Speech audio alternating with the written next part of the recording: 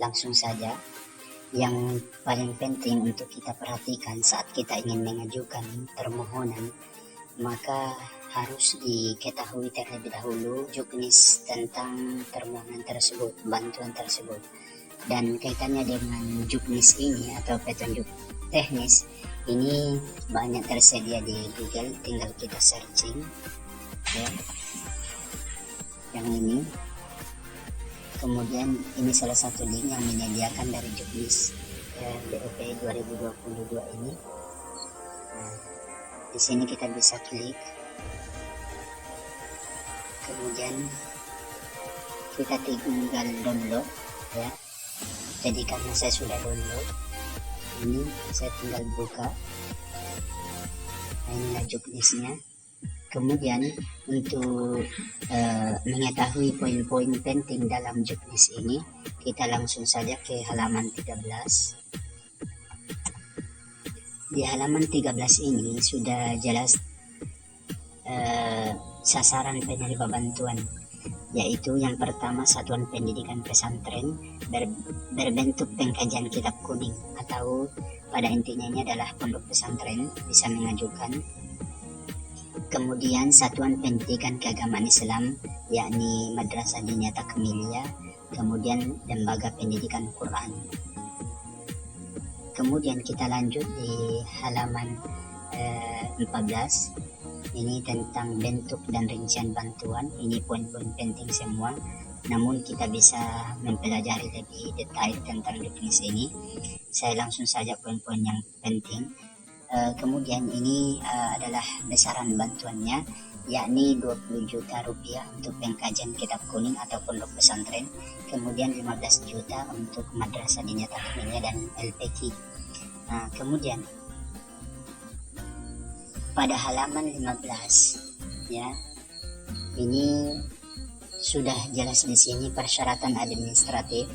Yang pertama, berita acara pendataan EMIS yang kita download ini dari EMIS, yang menandakan bahwa kita telah mengupdate EMIS kita dan sebagai rekapan dari isi EMIS kita. Sebentar kita perlihatkan. Kemudian juga rekomendasi kantor Kementerian Agama setempat. Sebentar kita akan melihat secara detail berkas apa saja atau dokumen apa saja yang dibutuhkan saat kita ingin mengajukan proposal ini. Kemudian yang selanjutnya, yang persyaratannya ini adalah salinan buku rekening bank yang aktif atas nama Satuan Pendidikan Pesantren atau Pendidikan Keagamaan Islam. Kemudian yang keempat, bukti nomor pokok wajib pajak atau NPWP atas nama Satuan Pendidikan. Kemudian poin yang penting lagi pada halaman ke-25 ya, ini sudah diberikan contoh dokumen surat pengajuan bantuan. Nah, ini surat permohonannya, seperti inilah formatnya, dan ini sudah jelas keterangannya di sini diuraikan. Yang nomor 1 ini apa yang harus diisi sampai seterusnya di sini sudah jelas. Kemudian juga format rencana penggunaan dana bantuan atau RAB-nya ini juga sudah diberikan contoh, tinggal kita ikuti ya, dan ini sudah diuraikan cara pengisiannya. Selanjutnya kita beralih ke akun Simba kita ya. Terus kita melihat dokumen apa saja yang diminta untuk mengajukan permohonan ini. Tinggal kita buka.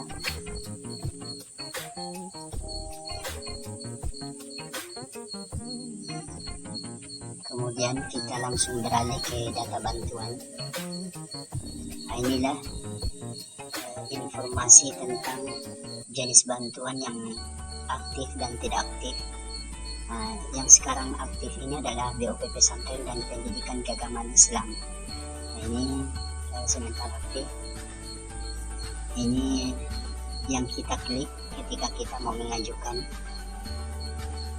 Kemudian nama bank ini atau data pesantren kita ini secara otomatis terbaca pada saat kita membuka, dan ini terisi saat kita membuat akun Simba ini. NPWP juga ini sudah otomatis. Dan yang perlu kita isi ini adalah nama pimpinan. Tapi sebentar kita lihat dulu. Yang ini yang akan kita siapkan, ya, dokumen yang akan kita siapkan pada saat kita ingin mengajukan. Yang pertama adalah file salinan NPWP lembaga, kemudian file surat permohonan yang tadi sudah tertera contohnya, kemudian file piagam izin operasional, file rencana anggaran biaya atau RAB, kemudian file salinan buku rekening bank, dan file berita acara pendataan emis. Kemudian kita isi yang selanjutnya ini. Oke, dan di sini saya sudah siapkan berkasnya atau dokumennya. Ini sudah lengkap, tinggal kita upload. Tapi sebelumnya kita isi dulu nama pimpinannya, kemudian nicknya. Kalau kita sudah isi, selanjutnya kita upload dokumen yang telah kita siapkan. Namun sebelumnya di sini kita bisa baca, ya, keterangan dari dokumen yang akan kita upload. Yang pertama adalah semua file yang diupload dalam format PDF dengan ukuran maksimal 2 MB. Kemudian jika Anda akan melanjutkan pengisian nanti, silahkan simpan sebagai draft terlebih dahulu. Kemudian Anda harus mengupload minimal 1 file agar bisa menyimpan sebagai draft. Ini menu draftnya. Kalau kita belum mau ajukan, karena filenya atau dokumennya ini sudah siap, tinggal kita pilih. Tidak usah saya buka. Kemudian file surat permohonan bantuan, file piagam izin operasional, rencana anggaran biaya,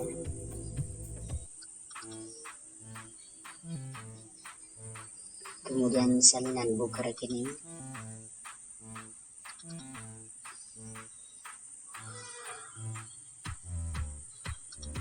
kemudian berita acara pendataan emis.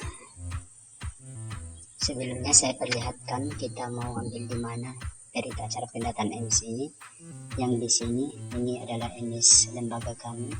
Kemudian kita pilih pada menu paling bawah, download laporan. Kemudian akan muncul tampilan seperti ini, tinggal kita download dan secara otomatis akan terdownload rekapan dari emis kita, ya, dalam bentuk PDF, dan itulah yang akan kita langsung upload. Karena jaringan kurang bagus, kita kembali ke akun Simba kita dengan melanjutkan. Kemudian sebelum kita simpan dan ajukan proposal ini, terlebih dahulu kita mengisi dari penjelasan singkat apa yang akan kita lakukan jika mendapatkan bantuan ini. Dan karena saya sudah siapkan sebelumnya, tinggal saya copy, kemudian saya masukkan. Sebelum kita memilih simpan dan ajukan proposal, kita bisa cek kembali dari dokumen yang kita upload.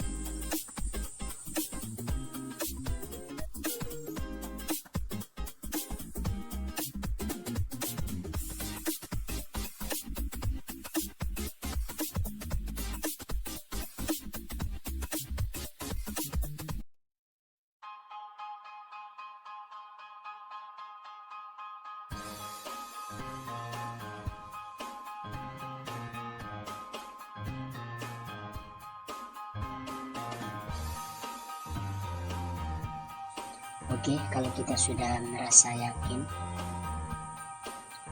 kalau kita sudah yakin semua sudah benar, tinggal kita simpan dan ajukan proposal.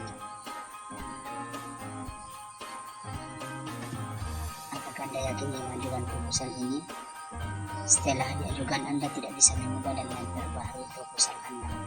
Dia ajukan proposal.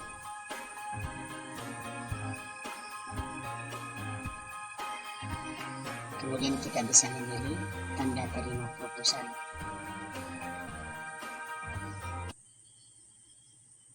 Nah, inilah tanda bukti unggah proposal. Di sini sudah terekam semua. Tinggal kita menunggu informasi selanjutnya melalui akun Simba